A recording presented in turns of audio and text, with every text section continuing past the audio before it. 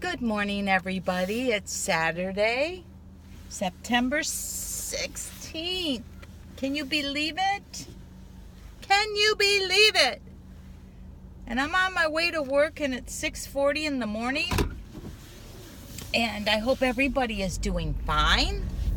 I'm having a ball. I'm just having a ball. I just love my job. I just love what I do. But I want to tell you, I'm in customer service, and I deal with people all day long. And I just want to say, I was talking to my husband yesterday, and I was telling him how aging affects you in society. So I wanted to talk a little bit today, since I brought this up to my husband yesterday. We were talking about something, and then this just popped up. Aging in society in the workplace. Now, I'm 62, and in 3 years I will retire. I am working with a bunch of 20-somethings, 30-somethings, and 40-somethings. A couple of them are 50, but that's it. But they're mostly in their 20s and 30s, most of them. So I just wanted to, people that, when you're in your 20s, 30s, 40s, even in the 50s, you don't really take account for your life.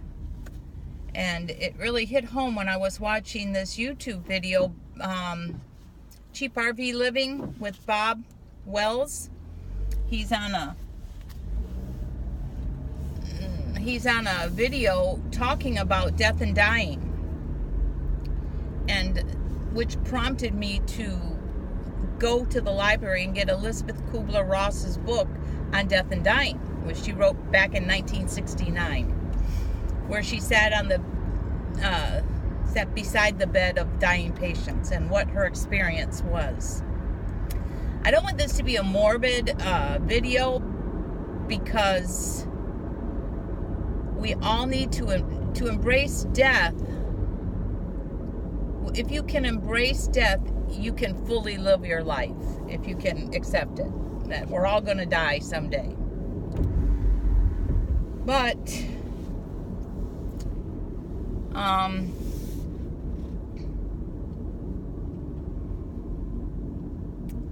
not so much about death and dying do I want to talk about, but I've taken a lot of account of in my 60s. In my 50s, I never did. No, I didn't take account too much. I knew I was aging, but I did not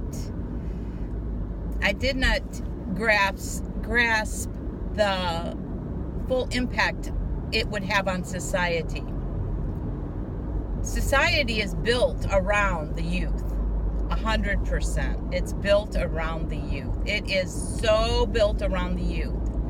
As far as, the entertainment industry, the modeling industry, society, the media, everything is built around the youth.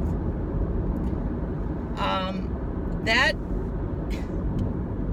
is very troubling, and trying to work around the youth. Oh my goodness. They're so, I don't know how to put it.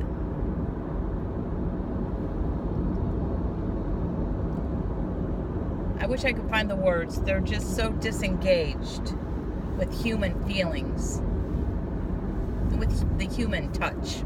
They're disengaged with the human touch. That should be the name of this video. Disengaged with the human touch. The youth today. Because you're invisible. I'm sorry to say, if you're 60 and you're working in the workplace, you are invisible, unless you own the business, or unless you're a manager. Of course, you're not invisible if you're a manager or if you own the business. If you're in a higher position, which I'm not. I had that opportunity and I failed it horribly. I am not managerial.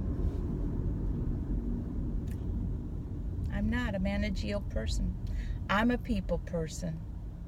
That's all I can say. This is a truck in front of me with these lights blinking like that. It's a garbage truck, and he's got his lights going like that. So if you see that, that's what it is. It's not the police pulling me over. Oh, that has happened before.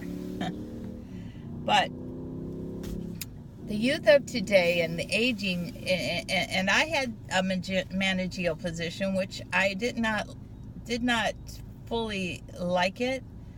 I just like dealing with people. I don't like the managing part of it. So, yeah, if you're 60 and you're working to retire so you can, move on to greener pastures, so to say, go out to pasture, it's difficult. And if anybody out there is in their 60s, 50s, I didn't notice it as much.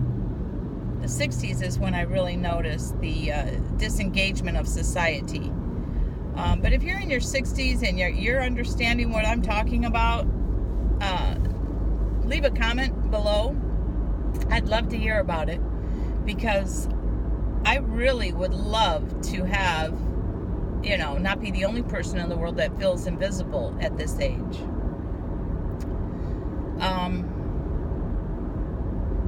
Which brings me to what I'm striving for, as I'm looking forward to retiring in 3 years. I'm looking forward to retiring in 3 years. And my house will be paid off, which will be good. I won't have that $1,000 payment. And I seriously was thinking about moving back up north, to be closer to my other kids, our other kids. We have 2 daughters up north, one in Kentucky and one in Michigan. And I was seriously thinking about moving back up there. And then my grandson's up there too, he's 2 years old, and in 3 years he'll be 5. He'll be in kindergarten.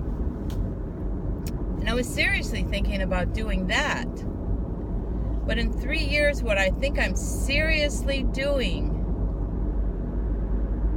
is moving into a 55 plus gated community. I need to be around people my own age. I'm feeling so invisible. Not, I'm just feeling like there's nothing for me in the workplace anymore. That's how I'm feeling. There's nothing left for me in the workplace. Let the younger people have the workplace. That's why they should have had retirement at 62, because this is when I really need to go. I couldn't go anyway till my house is sold, so I gotta wait till I'm 65. Yeah. So, if anybody feels this way, and I don't know what's going to happen in 3 years, but I know if I feel this way now, I have my 2 boys here, and my one boy, he came over during the hurricane and stayed with me, and I appreciate that. So he communicates with us. My other son is very distant. I've got a daughter and a grandson up north that I could be involved in their life. My husband has a daughter in Kentucky. He could be involved in her life. And I don't know if it's gonna... I can't wait to talk in 3 years and tell you what I did. Which way did I go? Did I go back up north, or did I get in a 55 plus community here? I never felt it so much till I turned 60. The disengagement of society, I made a lot of regrets. I've had a few, but then again, quite a few to mention. You know that song by Frank Sinatra? Regrets, I've had a few, and then again, too few to mention. No, I have too many to mention. Too many to mention. So if anybody out there sees somebody today that's 60 and above without a smile, please give them one of yours, because it may be the only one they get.